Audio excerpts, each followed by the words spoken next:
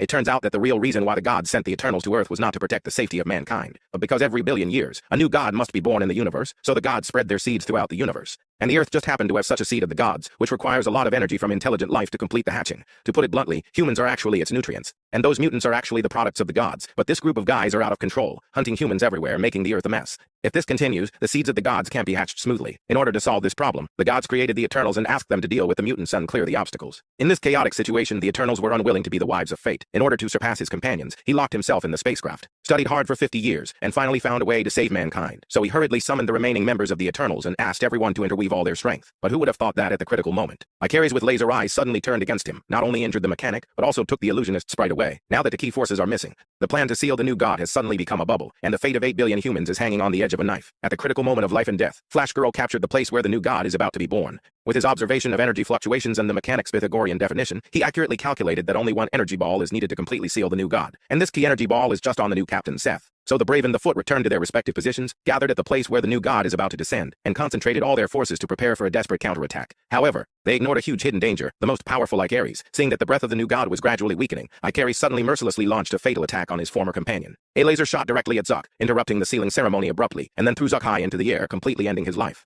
Then, he attacked the spaceship again, cutting off the fire from the bottom of the pot, forcing Flash Girl and everyone else on the spaceship into a desperate situation. Icaris must pay for this bad breath. Seeing the volcano erupting again, the remaining Eternals were filled with powerlessness and despair. But time waits for no one. Captain Seth suppressed his sadness and resolutely decided to fight to the last breath, even if he had to sacrifice his own life to complete the seal. The mechanic and Shang now also rushed into the melee and joined forces with the Lightning Girl to deal with Icaris. Even if Icaris was so powerful, the three of them finally made her a little overwhelmed. A jaw-dropping character suddenly appeared. It turned out to be the leader of the mutant race, Doc Ock. He wanted to take advantage of the chaos to share a piece of the pie, but he didn't expect that the Eternals didn't buy it at all. Instead, they rushed up and sprinkled their anger fists on him. The Jill family's delicious food died in his hands. Shang gritted her teeth. Even if the world was destroyed, she would personally avenge her husband. As a result, this self-proclaimed smart, in the end, was outsmarted by the smart thing.